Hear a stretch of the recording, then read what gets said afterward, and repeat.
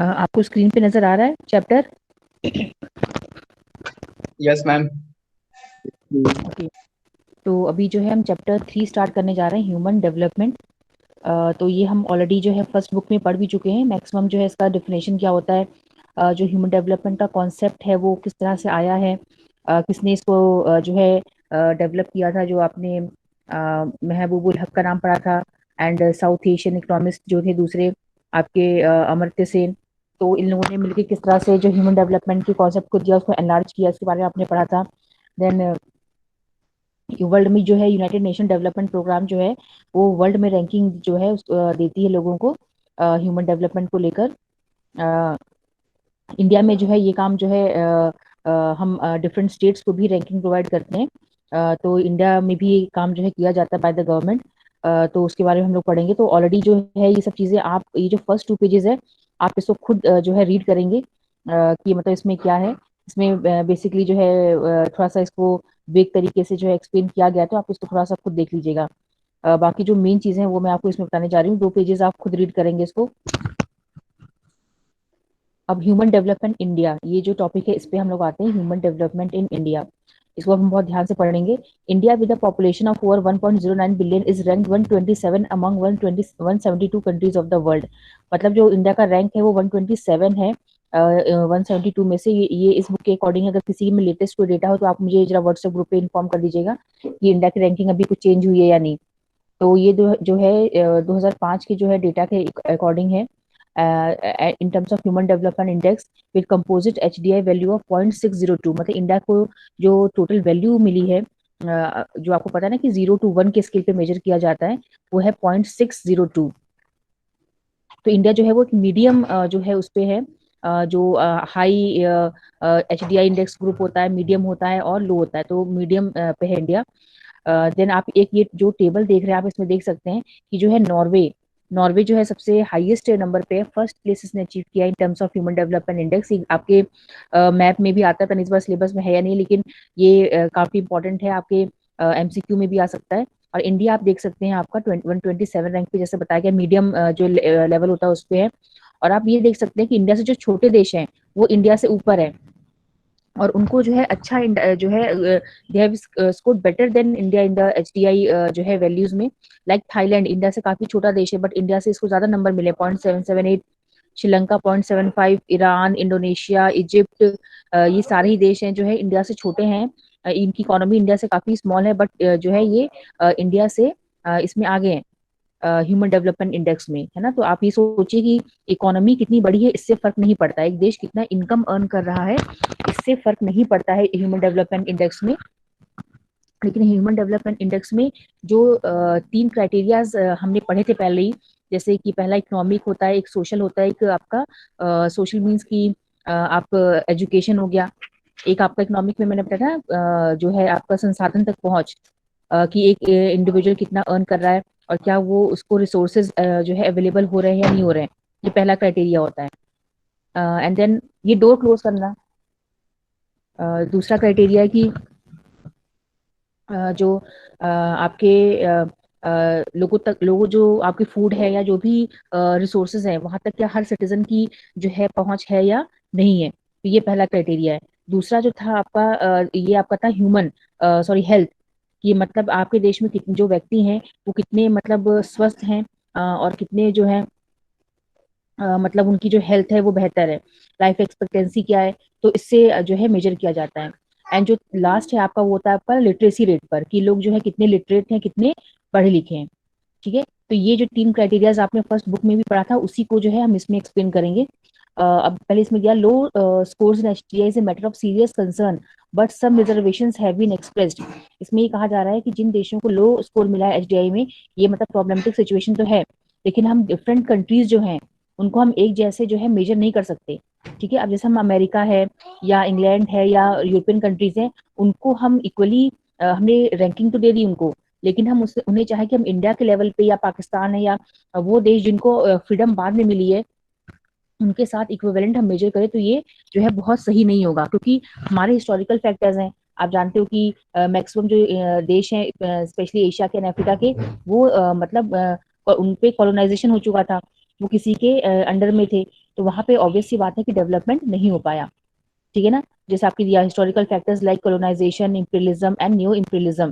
ठीक है, तो सोशल कल्चरल फैक्टर्स भी कहीं कहीं काम करते हैं, क्योंकि जैसे कि तो अगर आपसे कोई क्वेश्चन आ जाए कि भाई ह्यूमन डेवलपमेंट इंडेक्स जो है कुछ ऐसा इंडायरेक्ट बना के दे सकते हैं कि भाई ह्यूमन डेवलपमेंट इंडेक्स जो है हर देश में एक जैसा नहीं है, तो इसके कारण क्या है। लेकिन क्या सबको एक जैसा तौलना सही है या नहीं है, मेजर करना सही है या नहीं है। तो इस तरह से अगर आपसे पूछे तो आप बता सकते हो कि ह्यूमन डेवलपमेंट इंडेक्स जो है किसी देश में ज्यादा है, किसी में कम है, लेकिन उसके पीछे कई फैक्टर्स भी हैं। लाइक हिस्टोरिकल फैक्टर्स हैं, क्योंकि बहुत सारे देश जो थे वो गुलाम थे। दूसरा सोशल कल्चरल फैक्टर्स है। सोशल कल्चरल फैक्टर्स लाइक कि अब हमारे इंडिया की अगर हम बात करें तो यहाँ पे काफी सोशल डिस्क्रिमिनेशन होता है, ह्यूमन राइट्स का वायलेशन होता है। Race, religion, gender and caste social problems काफी हैं, क्राइम है। पाकिस्तान है, देखो वहाँ पे टेररिज्म होता है, या फिर ऐसे कई सारे देश हैं जहाँ पे जो टेररिस्ट एक्टिविटीज को झेल रहे हैं। सीरिया है, ईरान, इराक, यहाँ पे काफी ज्यादा पॉलिटिकल टर्मोइल होता है। War and political factors. ठीक है। तो यहाँ पे जो है इस तरह की चीजें जो है लोग फेस कर रहे हैं। इसीलिए हम हर देश को मतलब ये नहीं सोच सकते कि सब जो है इक्वली जो है वहां पे डेवलपमेंट होगा। ठीक है। तो भले ही हम पीछे हैं तो क्या होगा, लेकिन हमारा हिस्टोरिकल बैकग्राउंड भी इसलिए रिस्पॉन्सिबल है, क्योंकि हमारी इकोनॉमी को इतनी बुरी तरह से मतलब एक्सप्लॉइट किया गया, यूज किया गया है कि मतलब हम लोग जो है उस चीज को अब अचीव नहीं कर पा रहे। दूसरों के बराबर आने के लिए अभी हमें काफी टाइम मिलेगा। Now using the indicator selected by the UNDP, the Planning Commission of India also prepared the Human Development Report for India। तो हमारी जो प्लानिंग कमीशन है, जो भी मैं आपको बता रही थी ना कि हमारे लिए जो है वो कौन प्रिपेयर करता है, प्लानिंग कमीशन ऑफ इंडिया। इससे पहले जो है आप ये अंडरलाइन कर लीजिए।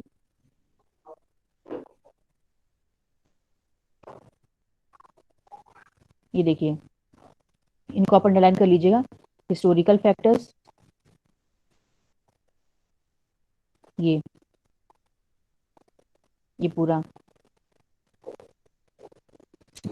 मतलब अगर आपका क्वेश्चन पूछ ले कि इंडिया जो है ह्यूमन डेवलपमेंट इंडेक्स में इतना पीछे क्यों है, ये सही है या गलत है, ऐसे करके कुछ भी क्वेश्चन आता है आपका, तो आप उसमें अपने देश को सपोर्ट करने के लिए लिख सकते हैं कि हम भले ही यूएनडीपी में रैंकिंग में पीछे हैं, लेकिन उसके पीछे ये सारे फैक्टर्स रिस्पॉन्सिबल हैं। ठीक है। और अब हमारे देश में कौन करता है ये सब काम, प्लानिंग कमीशन ऑफ इंडिया। जैसे वर्ल्ड में यूएनडीपी करता है, उसी तरह से इंडिया में प्लानिंग कमीशन जो है वो जो हमारे डिफरेंट स्टेट्स हैं उनको रैंकिंग देता है, और उनके हिसाब से उनको जो है मतलब कि मेजर करता है और उनको रैंक प्रोवाइड करता है। तो हमारे इंडिया में प्लानिंग कमीशन जो है रिस्पॉन्सिबल है फॉर ह्यूमन डेवलपमेंट मेजरमेंट। अब हमारे देश में जो ह्यूमन डेवलपमेंट मेजर होता है वो तीन क्राइटेरियाज पे मेजर होता है, तीन इंडिकेटर्स होते हैं उसके। ठीक है। अब आप बहुत ध्यान से देखिए, पहला इंडिकेटर क्या है, इंडिकेटर्स ऑफ इकोनॉमिक अटेनमेंट्स। ये पहला है। अब इसमें क्या क्या चीजें आप उसको अंडरलाइन कर लीजिए, और इन चीजों को आपको अपने आंसर में यूज करना है। तो क्वेश्चन क्या आ सकता है कि मान लो तीनों भी दे सकते हैं, या फिर एक भी पूछ सकते हैं कि what are the economic indicators of attainments of human development index, और what are the economic criterias कौन से हैं जिससे इंडिया में ह्यूमन डेवलपमेंट इंडेक्स को मेजर किया जाता है। इस तरह का कोई भी क्वेश्चन आता है तो आप इसको लिखेंगे इंडिकेटर्स ऑफ इकोनॉमिक अटेनमेंट्स। ठीक है। अब इसमें क्या आता है, rich resource base and access to these resources by all, particularly the poor, downtrodden and marginalized is the key to productivity, well-being and human development। तो इसमें दो कीवर्ड्स क्या है, rich resource base and access to these resources by all। मतलब एक तो जिस country में रिसोर्सेज प्रेजेंट हैं भरपूर मात्रा में, ये अच्छी बात है, पहला क्राइटेरिया है। दूसरी चीज कि जो रिसोर्सेज एक्सेस हैं मतलब प्रेजेंट है एक कंट्री में, क्या वो हर इंसान के लिए एक्सेसिबल है या नहीं है। ठीक है। स्पेशली पुअर, ये देखिए पुअर, पुअर लोगों तक वो चीज पहुंच रही है नहीं पहुंच रही है। मान लो इंडिया में भरपूर मात्रा में अनाज है, ठीक है, इंडिया सेल्फ सफिशिएंट है, लेकिन अगर वो गरीब तक नहीं पहुंच पा रहा है तो इसका मतलब कि आपकी कंट्री में ह्यूमन डेवलपमेंट नहीं है। ठीक है, इसका मतलब ये है। सो एक कंट्री में रिच रिसोर्स बेस होना चाहिए, और उस जो रिसोर्सेज प्रेजेंट है उस पर सबकी पहुंच होनी चाहिए वहां तक, और स्पेशली पुअर की। अभी अमीर आदमी तो पहुंच ही लेगा, कैसे भी करके खरीद लेगा, चाहे रेट महंगे हो या सस्ते हो, लेकिन तब आपकी बात मानी जाएगी, तब आपके देश में ह्यूमन डेवलपमेंट माना जाएगा अगर हर गरीब आदमी, डाउन टोडन आदमी, मार्जिनलाइज्ड आदमी, ये जितने भी लोग हैं वो आराम से जो है अनाज तक उनकी पहुंच हो। यहाँ ये अनाज तो मैं एग्जांपल दे रही हूँ, और भी बहुत चीजें हैं, एजुकेशन है, हेल्थ है ना। अमीर आदमी तो अच्छे से अच्छे हॉस्पिटल में अपना इलाज करा सकता है, लेकिन क्या आपकी गवर्नमेंट ने इतना जो है इंतजाम कर रखा है, इतने हॉस्पिटल देश में बनवाए हुए हैं कि जो एक गरीब आदमी है वो भी वहां तक पहुंच पा रहा है।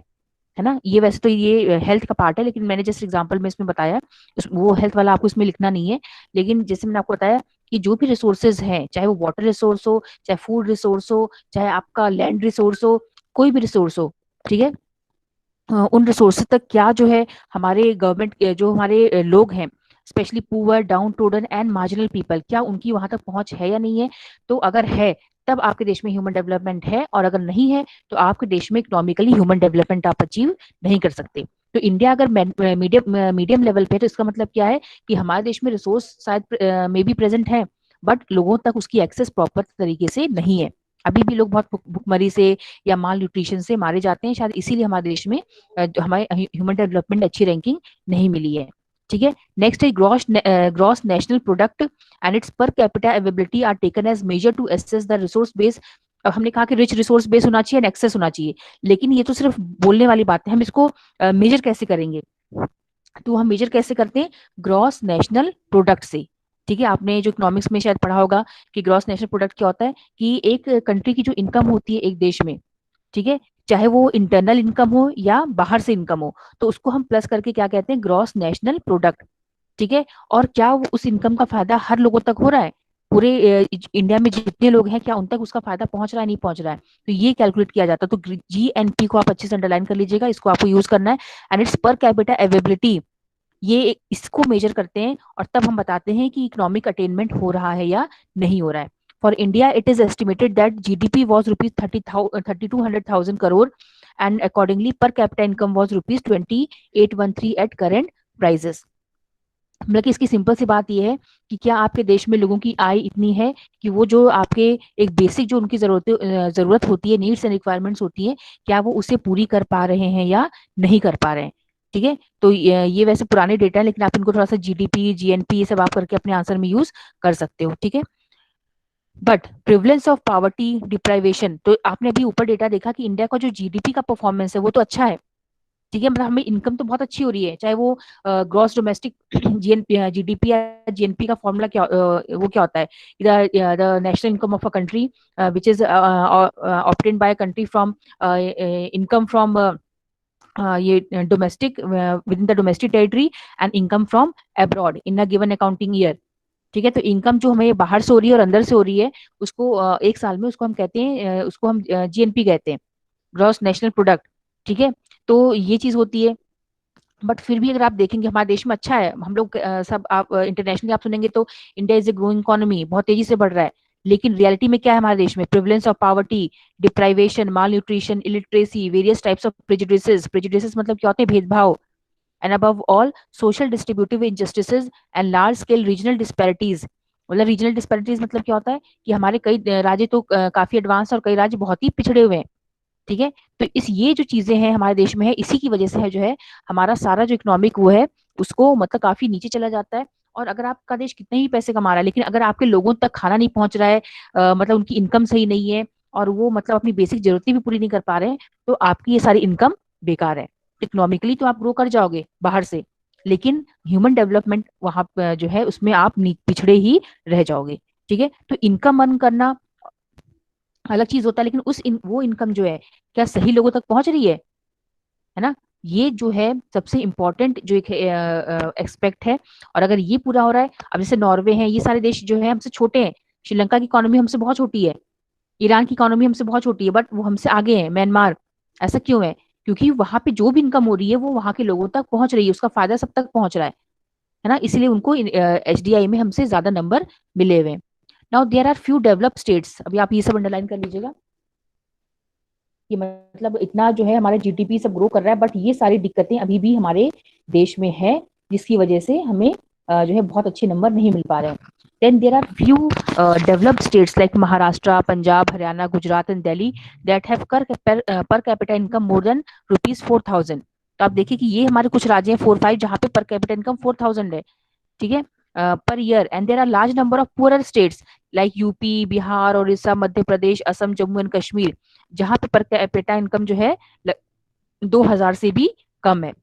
ठीक है, तो इससे शो हो रहा है कि हमारे इंडिया में जो है कितना मतलब इनकम में और कंजम्पशन में डिस्पैरिटी है। अब जब इनकम इतनी कम होगी, इन राज्यों में ज्यादा इनकम है, तो यहाँ पे खपत भी ज्यादा होगी, कंजम्पशन ज्यादा होगा। ये जो स्टेट्स हैं ये हमारे पुअर स्टेट्स हैं, यहाँ पे इनकम भी कम है और कंजम्पशन भी कम होता है। तो आप इसको अंडरलाइन कर लीजिएगा, ये आपको अपने आंसर में ऐड करना है।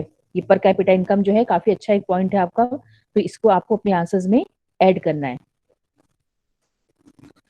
Now, corresponding to these disparities, the developed states have higher per capita consumption expenditure as compared to poorer states. जो मैंने भी आपको बताया कि अगर आपकी पर कैपिटा इनकम ज्यादा है तो आपका पर कैपिटा कंजम्पशन भी ज्यादा होगा, है ना। अब मेरी इनकम अगर मान लो अच्छी है तभी तो मैं कार खरीदने की सोचूंगी, घर खरीदने की सोचूंगी, है ना। लेकिन जिसकी इनकम कम है तो उसका कंजम्पशन भी कम होगा, वो उसी लेवल का सोचेगा कि एक बाइक खरीद ले, एक साइकिल खरीद ले। तो जैसी आपकी इनकम होती है उसी तरह के आपके कंजम्पशन लेवल भी होता है।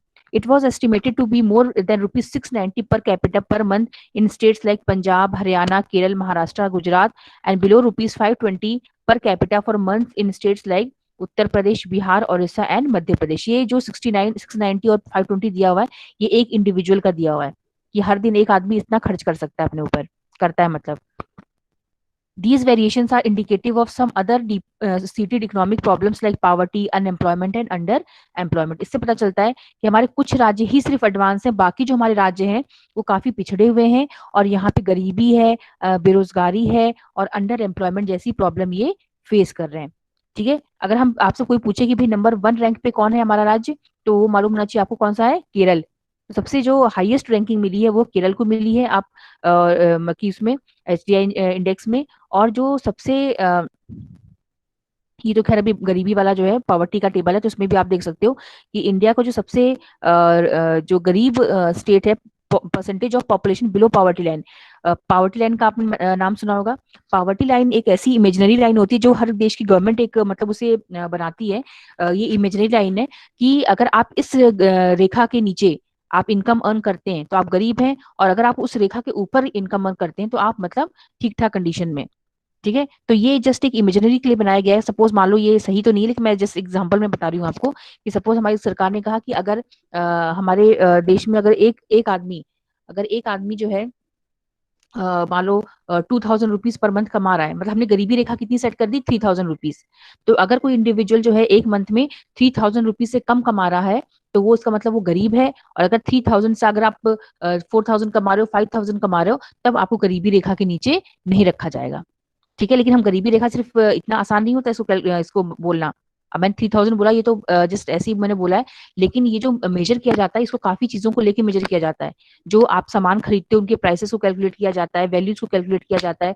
तो इन सब चीजों को देखते हुए ये गरीबी रेखा सेट की जाती है, पावर्टी लाइन सेट किया जाता है। और अगर हम इंडिया में देखें तो ओडिशा एक ऐसा राज्य है जहाँ पे मैक्सिमम पॉपुलेशन जो है वो, आप देखिए ओडिशा 47.15%, मतलब यहाँ की मैक्सिमम पॉपुलेशन जो है वो गरीबी रेखा के नीचे है। जो हमारी गवर्नमेंट ने एक लाइन सेट कर रखी है, एक लिमिट सेट कर रखी है कि भाई इसके यहाँ तक तो आपको कमाना ही है, अगर आपने नहीं कमा पाए तो आप गरीबी रेखा के नीचे हैं। तो उसमें ओडिशा के मैक्सिमम लोग 47.15%, मतलब लगभग समझ लो 50% लोग जो है उसके नीचे हैं। वो उतना अर्न ही नहीं कर पाते हैं कि वो अपनी बेसिक नेसेसिटीज को भी पूरा कर पाए। गरीबी रेखा यही देख के सेट की जाती है कि भाई कम से कम लोग इतना कमा लें कि उनका जो है जरूरत का सामान पूरा हो जाए।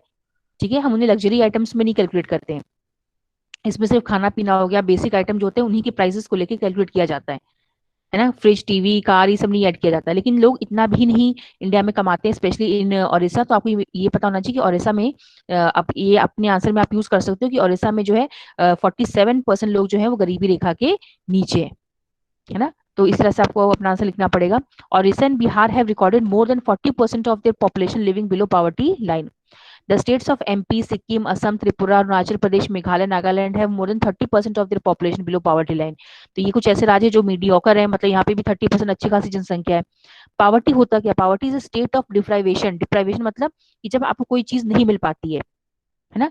जब हम गरीब होते हैं, हमारे पास पैसे नहीं होते हैं, तो हम डिप्राइव हो जाते हैं। डिप्राइव मतलब कि जो हम चीजें चाहते हैं वो हमें अवेलेबल नहीं हो पाती हैं, है ना। मान लो वो अच्छी एजुकेशन हो सकता है, हेल्थ फैसिलिटीज हो सकती हैं, खाना होता है। गरीब लोग क्या होता है, उनको 2 टाइम का खाना सही से नहीं मिलता है, कपड़े लत्ते नहीं मिलते हैं, है ना। तो what is poverty, poverty is a state of deprivation जिसमें लोगों को अपनी बेसिक नेसेसिटी पूरा करने के लिए, बेसिक नेसेसिटीज क्या होती हैं, आपकी हेल्थ है, एजुकेशन है, खाना पीना है, घर है, ये अवेलेबल नहीं हो पाता है। ठीक है, और इसका बड़ा रीजन क्या है, अनएम्प्लॉयमेंट। हमारे इंडिया के मैक्सिमम लोग क्या है, अनएम्प्लॉयड है। तो ये जो हो गया आपका, हो गया इकोनॉमिक अटेनमेंट। तो इसमें मैंने आपको क्या क्या बताया था, एक rich economic resource base and access to these resources by all people, specially poor, downtrodden and marginalised. तो ये टर्म्स आपको अच्छे से लर्न करने हैं, अपने आंसर में आपको यूज करना है। एंड देन मैंने आपको बताया था about GNP, gross national product के बारे में, जीडीपी के बारे में। देन आपको बताया मैंने कि जो स्टेट्स जहाँ पे पर कैपिटा इनकम ज्यादा है और पर कैपिटा कंजम्पशन ज्यादा है, ये पर कैपिटा, ये सारी चीजें आपको अपने आंसर में यूज करनी है एंड अंडरलाइन करके शो करना है कि आपको ये चीजें आती हैं। ठीक है। एंड फिर आप उसमें पावर्टी लाइन का जिक्र करेंगे कि पावर्टी लाइन इंडिया में जो है गरीबी रेखा जो है, उसमें ऐसे बहुत सारे लोग हैं जो गरीबी स्टेट्स हैं जहाँ पे गरीबी रेखा ज्यादा है, और बल्कि वाइस वर्सा। ठीक है। तो जो जो मैंने आपको बताया आप अपने आंसर से उसको करेंगे, और पॉइंट वाइज कोई भी आंसर आपका, भले ही आपको मान लो वो दे दिया उन्होंने कि भाई तीनों इंडिकेटर बताइए, लेकिन भले ही आपका इसमें दिया गया, लेकिन मैं जो जो आपको पॉइंट बता रही हूँ आपने नोट किया होगा, और उसको पॉइंट वाइज ही आप लिखोगे, क्योंकि कोई टीचर आपका आंसर पैराग्राफ फॉर्म में नहीं पढ़ेगा। ठीक है। नेक्स्ट है आपका indicators of a healthy life. अब हेल्दी लाइफ आप जानते हो स्वस्थ लाइफ कैसे होती है, उसके मेजर करने के लिए हम क्या क्या यूज करते हैं। ठीक है। Life free from illness and ailment, long life span are indicative of a healthy life. Availability of pre and post natal health care, पहले ने उन्हें क्या बताया, लॉन्ग लाइफ, मतलब इसको हम कहते हैं लाइफ एक्सपेक्टेंसी, कि औसतन एक देश के नागरिक कितना जीते हैं, जिसको हम लाइफ एक्सपेक्टेंसी कहते हैं। तो अगर हमें हेल्थ मेजर करनी कहेंगी तो हम उस देश के नागरिकों का लाइफ एक्सपेक्टेंसी मेजर करेंगे कि मैक्सिमम जो है यहाँ के लोग कितनी उम्र तक जी पाते हैं। जैसे आपने सुना होगा कि जापान में लोग 100 100 साल क्रॉस कर जाते हैं। इंडिया में अगर आप आज से 50 साल पहले रहते तो 35 साल थी, अब बढ़कर 65 साल हो गई है, क्योंकि अब बेहतर जो है मेडिकल फैसिलिटीज है, खान पीना बदल चुका है ना। तो हमारी हेल्थ में इंप्रूवमेंट हुआ है, सरकार ने बहुत सारे मतलब हेल्थ फैसिलिटीज प्रोवाइड की हैं, जगह जगह हॉस्पिटल्स बना दिए हैं, हेल्थ केयर सर्विसेज प्रोवाइड की हैं, काफी कुछ किया जा रहा है ना। तो अब ये सारी चीजें इंप्रूव हुई हैं, तो हमारी लाइफ एक्सपेक्टेंसी भी इंप्रूव हुई है। लेकिन अगर मान लो कोई ऐसे देश है, जैसे आपका अफ्रीका का एथियोपिया है, सूडान है, तो ऐसे बहुत सारे देश है जहाँ पे जो है लोग बहुत ज्यादा नहीं जी पाते हैं। तो अगर आपके देश के नागरिक बहुत जल्दी उनकी डेथ हो रही है, वो जी नहीं पा रहे, इसका मतलब कि आपके देश में हेल्थ केयर फैसिलिटी बहुत बेहतर नहीं है ना। तो एक मेजर आपका क्या हो गया, पहली चीज आपको मैंने बता दी लाइफ एक्सपेक्टेंसी, ये लोग कितना औसतन जीते हैं। दूसरा, availability of pre and post natal health care facilities, मतलब ये देखना कि जब बच्चा पैदा, अगर आपने भी देखा हो तो हमारे देश में आजकल बहुत मतलब जो महिलाएं जो ये प्रेग्नेंट महिलाएं होती हैं, उनके pre and post health care पे बहुत ध्यान दिया जा रहा है, मातृत्व सेवा बहुत सारी चीजें कर दी गई हैं। इनफैक्ट जो गवर्नमेंट है वो तो अब पैसे भी देती है, मतलब जो स्पेशली जो गरीब महिलाएं हैं जो गवर्नमेंट हॉस्पिटल्स में जाती हैं, उनके लिए तो ये हो गया कि मतलब उनके हर स्टेज पर कि इतना महीना पूरे होने पे आपको 1,000, इतना महीना होने पर इतना हजार, ऐसे करके 6,000 रुपीज उनको फिक्स किया गया है कि आपको पूरे प्रेगनेंसी के बाद तक इतने, मतलब प्रेगनेंसी खत्म होने तक आपको इतने पैसे मिलेंगे, ताकि वो महिलाएं जो है उनको प्रॉपर बैलेंस डाइट मिल सके, वो अपने खान पान पर और अपने हेल्थ पर प्रॉपर ध्यान दे पाए। क्योंकि अगर बच्चा स्वस्थ होगा और अच्छा पैदा होगा तो फिर देश का जो भविष्य है वो भी सही होगा। ठीक है। तो प्री एंड पोस्ट नेटल मतलब बच्चे के पैदा होने से पहले, और पोस्ट मतलब पैदा होने के बाद, नेटल मतलब जो छोटे बच्चे होते हैं, तो उनकी हेल्थ केयर फैसिलिटीज पे काफी ध्यान दिया जा रहा है, ताकि reduce in infant mortality rate. Infant mortality मतलब क्या होता है, ये इन्फेंट,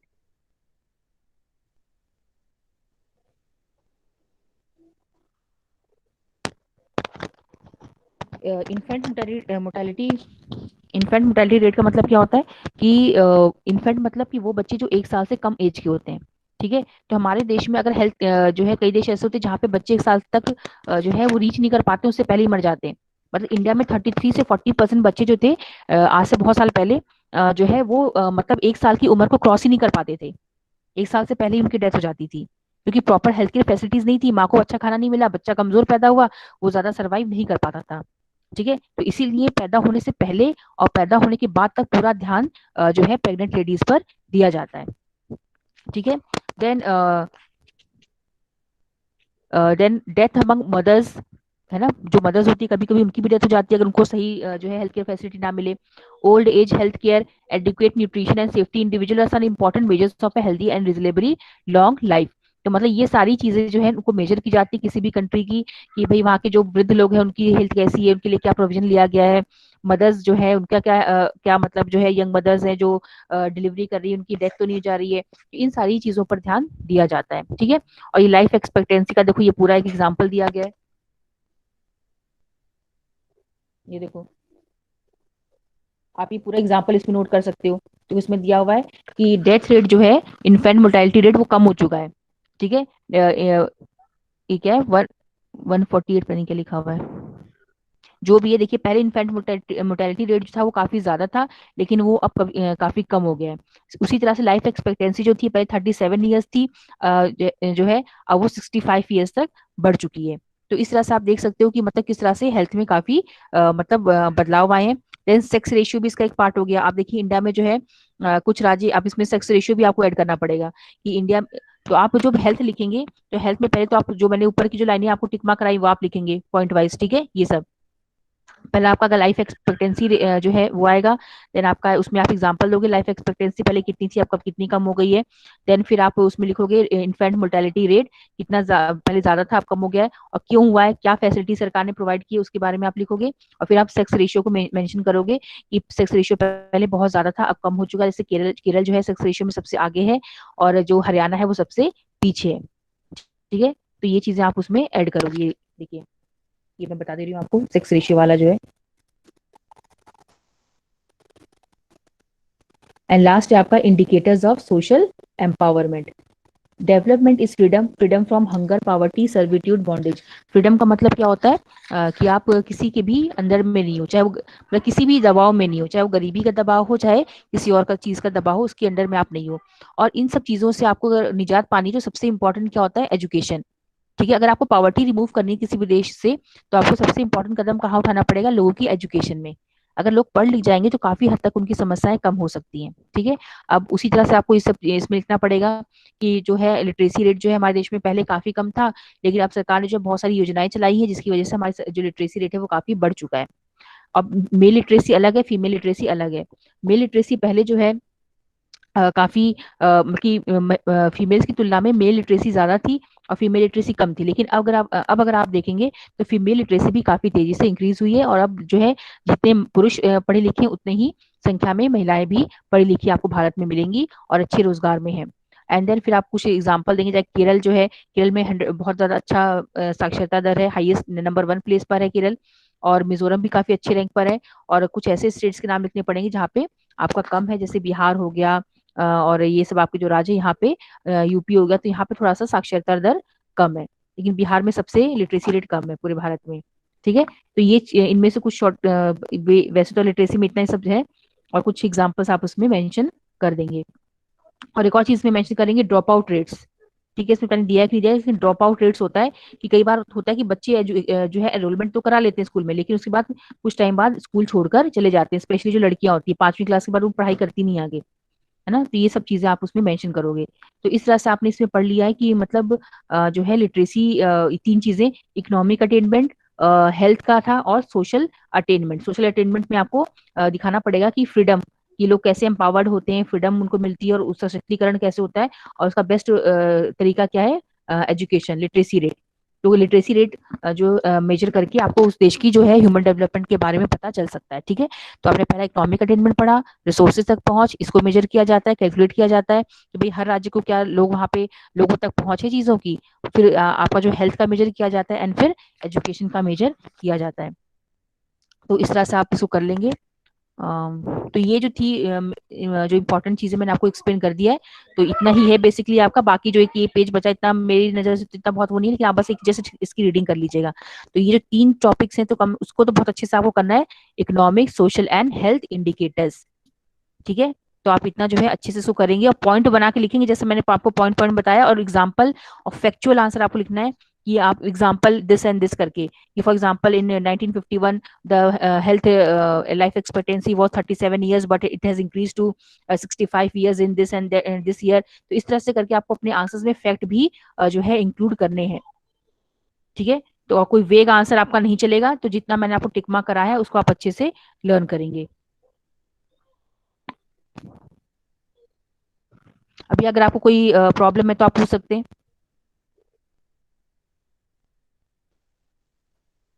अब कई बच्चे हैं, मुझे लग रहा है शायद वो बीच में उन्होंने ज्वाइन किया हुआ है। मैम। हम्म। मैम। हाँ बताओ। मैम, इकोनॉमी वाला जो था एक और बार बता दीजिएगा। इकोनॉमिक अटेनमेंट वाला, देखो, जी मैम। इकोनॉमिक अटेनमेंट में अगर आप ना भी पढ़ें, ये उज्जवल बोल रहे हैं। Yes ma'am. देखिए, इकोनॉमिक अटेनमेंट जो है उसमें बहुत सिंपल सी बात है कि आपके देश में कुछ रिसोर्सेज प्रेजेंट होते हैं, और स्पेशली अगर हम फूड रिसोर्सेज को ले लें या फिर वाटर रिसोर्स है या फिर किसी भी तरह का जो संसाधन है, ठीक है, क्या वो रिसोर्सेज हर व्यक्ति तक पहुंच पा रहे हैं या नहीं पहुंच पा रहे हैं सही मात्रा में जितनी उसको जरूरत है। इसी चीज को हम कहते हैं इकोनॉमिक अटेनमेंट। मैंने जैसे आपको स्टार्टिंग में एग्जांपल दिया था कि अगर भारत में सफिशिएंट अमाउंट में फूड ग्रेन्स प्रेजेंट हैं, खाने पीने का सामान प्रेजेंट है, लेकिन अगर वो जरूरतमंद तक नहीं पहुंच पा रहा है, गरीब आदमी तक नहीं पहुंच पा रहा है, डाउन टोडन तक नहीं पहुंच पा रहा है, या फिर जो मार्जिनल लोग हैं, जो आपके शेड्यूल्ड ट्राइब्स हैं, उन तक नहीं पहुंच पा रहा है, तो फिर आपके देश में ह्यूमन डेवलपमेंट अचीव नहीं हो पाएगा। दिखाने के लिए तो आप इंटरनेशनली दिखा सकते हो कि भाई हमने हमारे देश में इतना प्रोडक्शन हुआ है, इकोनॉमिकली हमें इतना हमें इतनी इनकम मिली है, लेकिन एक्चुअल क्या आपके देश के लोगों को खाना मिल रहा है, प्रॉपर अमाउंट में खाना मिल रहा है, न्यूट्रिशन मिल रहा है उनको? अगर नहीं मिल पा रहा है, पहुंच नहीं, आपने फूड सिक्योरिटी पढ़ा था कि आपके देश में बहुत प्रोडक्शन होगा, लेकिन अगर लोगों तक फूड सिक्योरिटी नहीं पहुंच पा रही है, लोगों तक खाना नहीं पहुंच पा रहा है, तब आपके देश में ह्यूमन डेवलपमेंट नहीं होगा। ह्यूमन डेवलपमेंट मतलब क्या होता है कि क्या लोग आपके देश में खुश हैं, हेल्थ वाइज ठीक है वो, क्या पढ़े लिखे हैं, या फिर क्या उन तक पूरी रिसोर्सेज पहुंच रही कि नहीं पहुंच रही। ये 3 आयाम होते हैं, ठीक है। तभी मानो अभी हमारे हमने कह दिया हमारा भारत तो भैया बहुत, अभी मोदी जी कह रहे हैं कि हमारे देश में बहुत विकास हो रहा है, ये हो रहा है, लेकिन हम भूखे मर रहे हैं, है ना। एक हमारे देश का गरीब आदमी जो है भूखे मर रहा है, उसके पास रोजगार नहीं है, तो उसके लिए उसको क्या फर्क पड़ रहा है, कहीं हाईवे बन रहा हो, चाहे हम रॉकेट छोड़ रहे हो आसमान में, स्पेस में, हमें इन सब चीजों से मतलब नहीं है भाई। हमें तो रोटी चाहिए 3 टाइम की, हमें तो नौकरी चाहिए, हमें तो कपड़ा चाहिए, हमें घर चाहिए, है ना। तो ये बेसिक नेसेसिटी क्या भारत के हर आदमी तक पहुंच पा रही है या नहीं पहुंच पा रही है? अगर पहुंच रही है तब हमारे देश में ह्यूमन डेवलपमेंट सही है, मेजर क्या अच्छे हमें स्कोर मिलेंगे। और अगर हमें ये सब हमारे देश, हमने कहा था हमारी फास्टेस्ट ग्रोइंग इकोनॉमी इंडिया की, लेकिन लोग क्या है, गरीब पड़े हुए हैं, झोपड़पट्टी में रह रहे हैं, खाना नहीं है उनके पास, गरीब हैं, कपड़े नहीं है, तो इस केस में फिर आपके देश में ह्यूमन डेवलपमेंट नहीं होगा। और ये सब हम मेजर कैसे करते हैं? जीडीपी के through.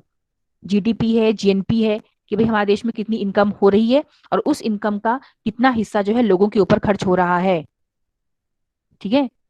GDP, yes GNP, ma'am. Consumption कितना है, पर कैपिटा इनकम कितनी हो रही है लोगों की, एक एक व्यक्ति की इनकम कितनी है।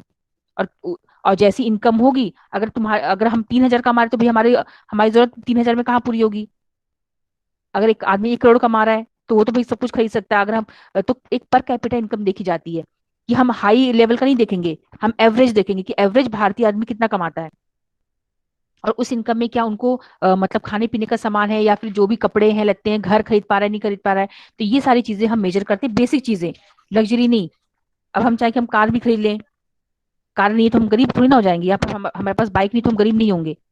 लेकिन अगर हमारे पास खाने को नहीं, कपड़ा नहीं है, घर नहीं है, तब हम गरीब माने जाएंगे, झोपड़पट, हम बारिश में भीग रहे हैं, है ना। तो ये सब जो बेसिक कम से कम अगर आपकी पूरी हो रही है, तब तो आपको ह्यूमन डेवलपमेंट में अच्छे रैंक मिलेंगे, नहीं तो फिर नहीं मिल पाएंगे। और फिर पॉवर्टी लाइन को आपको लिखना पड़ेगा, गरीबी रेखा के नीचे कितने लोग हैं, गरीबी रेखा के ऊपर क्या है, तो ये चीजें आपको मेंशन करनी पड़ेगी, जिसमें मैंने और इसका एग्जांपल आपको दिया, ठीक है। तो मेंशन क्या करना है? Rich resource base, then access to all these resources, per capita income, per capita consumption, and last में क्या था आपका?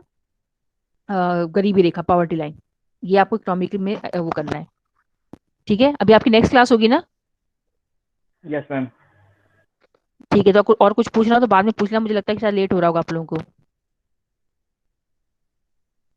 ठीक है class, okay, thank you. Thank you ma'am. Thank you.